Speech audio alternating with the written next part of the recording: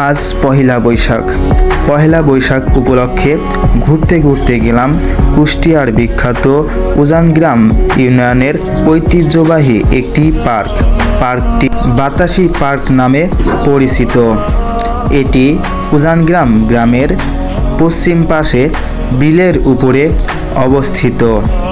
এখানে গিয়ে দেখি একটি মনোরম পরিবেশ। অনেক দূর দূরান্তের মানুষ এখানে ঘুরতে আসছে এবং তারা সবাই আনন্দ উপভোগ করছে। পার্কটির পশ্চিম পাশে উত্তর দক্ষিণ হয়ে বয়ে গেছে একটি নদ। নদটি কুমার নদ নামে পরিচিত। নদটির পানি ও কুলকুল শব্দ মনকে মুগ্ধ করে দেয়। পার্কটির দক্ষিণ পাশে রয়েছে একটি বটগাছ। বটগাছের নিচে রয়েছে একটি দোকান। দোকানে বিভিন্ন ধরনের জিনিস যেমন শরবত, চা, বেলের শরবত সহ বিভিন্ন ধরনের জিনিস বিক্রি করা হচ্ছে এবং পার্কটির দিকে তাকালে বোঝা যায় যে কি সুন্দর একটি মনোরম পরিবেশ। নৌকা যেন দোল খাচ্ছে এবং অনেক মানুষ সেখানে আনন্দ পাচ্ছে।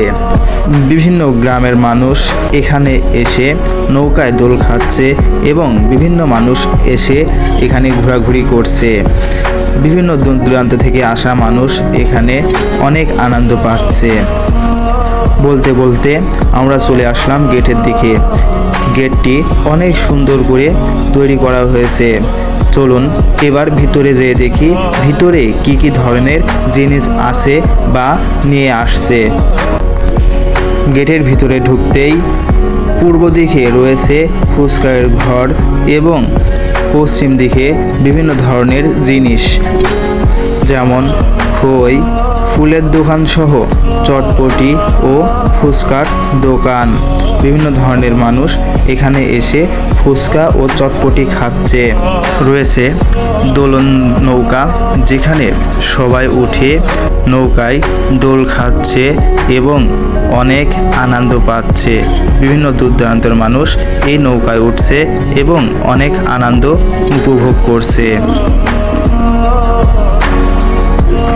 এসেছে নাগরদোলা, যেন হাওয়ায় ঘুরছে এই নাগরদোলাটি। অনেক মানুষ এই নাগরদোলায় উঠে আনন্দ উপভোগ করছে।